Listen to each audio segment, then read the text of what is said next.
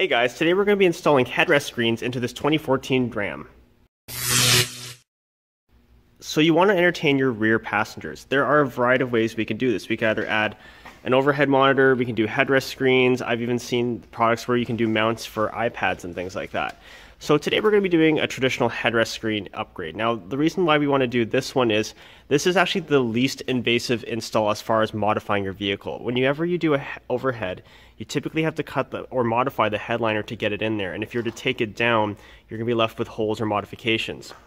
In today's install, we're actually not modifying the factory headrest at all, even though this aftermarket one looks a lot like the factory one.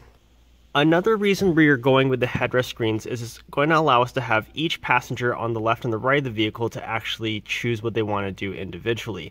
Also, this vehicle has a sunroof, so you'd have to bring the overhead quite far back to actually make it install properly. So for this customer, this is what's going to work best for them.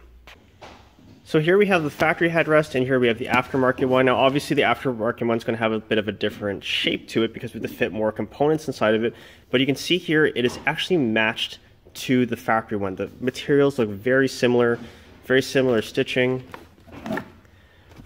So obviously on the factory one we don't have any screen, and typically what you'd have to do is you'd have to cut an X, remove the foam, put in your assembly, drop everything down. And the thing is though, sometimes you couldn't get the wiring inside the tube, so you'd have to run it on the outside. So here is our housing on the aftermarket one. The stitching again continues to the back, so it looks really factory. It's significantly deeper obviously to house everything, the DVD player and the screen, and the tubes that actually attach to the back to the actual seat are big enough to run wiring inside. So when we make adjustments, we don't actually see any wiring. It's going to look very factory afterwards. Right now I am assembling the headrest, and what I really like about this Rosen setup is everything is modular. So if you ever had to service something, you can actually take out pieces individually and replace them. So you can see here, here's the DVD drive, and I have the screen separately, and we have to assemble everything in order. So if you ever had a bad DVD drive, you could probably just order a new DVD drive as opposed to ordering a whole headrest assembly, which I've seen some manufacturers do where they just encase everything. You can see here our wiring goes in, lots of clearance coming through here, coming out the tubes, so you get a very nice clean installation. On this assembly, everything snaps in. There's no screws that are used to hold this assembly together. So when you're pushing on the LCD screen, only push on the frame. This thing tilts on here for adjustability. Do not put your hand, don't try to put your whole hand on it and push it in. Don't use your thumb, that's even worse if you're going to reduce your surface area. Don't touch the screen at all. Use the frame to push it in and make sure it clicks in. I'm not going to click it in all the way, I'm just having it in snug so I can go ahead and test everything, double check. I know I have the DVD in the right orientation, but in case for whatever reason I had it backwards, at least I can pop it out easy, because once it clicks in, it's a little bit difficult to take it apart. Now I'm beginning to wire up the seat. Now before you get started, pull the headrest out, and on this case, no matter what the seat is, you have to check for obstructions for the wiring. We do have an airbag in here. You can see there's the label right here, so it is something to be cautious about. So you're going to take off both sides of the back of the seat, so we got some of it out right now, and then you're going to inspect everything inside, run your wiring. You also want to leave a little bit of a service loop, so leave some slack. Don't make it super tight, because if you have the headrest in the lowest position, make this super tight, and then you try to make an adjustment on the headrest, what's going to happen is it's going to pull on the wiring. So when running the cabling for the seat, we have to leave lots of slack, because you have to consider that the seat goes back and forth. The other thing too is run underneath the track. Now what you can do, when you look underneath these power seats, you'll actually see another harness because it has the control of the seats, the airbags, everything. So you can just follow that. We're lucky enough that it actually comes from the center console. I have it out here so you guys can see. I have it loomed so it looks factory. It's going to add another layer of protection, helps hold everything together. I shrink tube test taped it all together. It's still relatively serviceable. We don't always have to unplug this, so I decided to put the shrink tube on there to help hold it together. Then I'm going to tuck this way back so we don't see it, and it's going to look like a factory piece or harness. With our wiring laid out the way we wanted, we're just going to go ahead and test the seat and see how it flows with the factory wiring, but we know that works okay.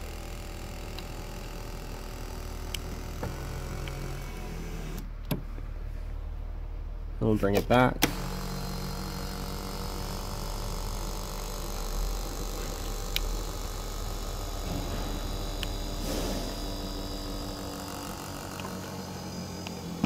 Look looking really good. So it doesn't pull or anything, doesn't get in the way of any other mechanical parts, so it's not going to get damaged. We can go ahead and keep wiring this up.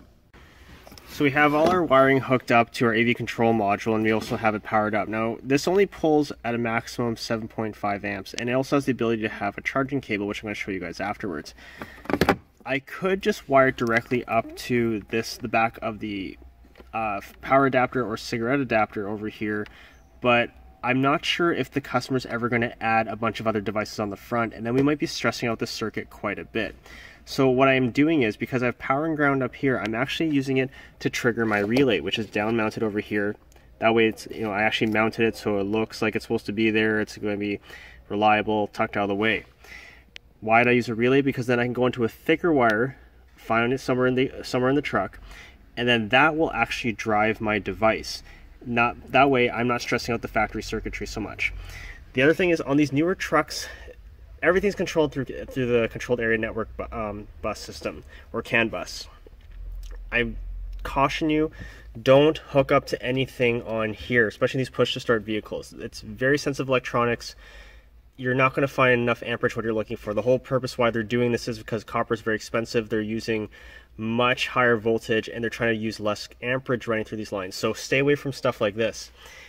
In some cases, on some of these newer vehicles, you might have to run the wire all the way out to the battery and then use relays inside to power up aftermarket devices. So the installer in me wants to take the factory head unit out and coil the FM output for the module. Instructions clearly say not to do that. So because the antenna mast is on this side, what I've done is I've actually loomed that wire. It's just one strand of wire, and I've loomed it, and I am running it here with as much of the factory wiring as I can, and I'm going as near to the factory antenna as described in the instructions. As you can see, I have the module down there so we don't have any clearance problems, and over here we're going to have everything integrated with the factory wiring. Everything's run with the factory wiring, that way we're not going to have any reliability issues over time. We now have our HDMI and USB charging station or plug right over here, flush mounted into the factory location right underneath the factory power plug over here. And to do that easily, I just used a giant step-up bit. Now we can test. I've tested everything on the bench, but we're going to obviously test again when we're in the vehicle. So we're just going to power on the screens. So they first start up on the DVD player. Now I have a disc in this guy. They actually both have DVD players in them, which is the cool thing. So we're going to let this guy load up. So here's the cool thing I like about these screens with that module. So you can see that we have something going on here. Let's say both passengers in the back want to watch the same thing, but you only have one DVD. We can just go ahead and change the source, and it can piggyback off of it, and it can go vice versa. So that's the really cool thing about here. Obviously we also have our headphones, so we don't have to listen through the speakers if we don't want to. We can hook up virtually anything to this system. We could either have like a gaming system on here, anything that will work on AV or even HDMI is going to work on here. And here's how the DVD loads. So we have to have the label facing out, and it top loads in.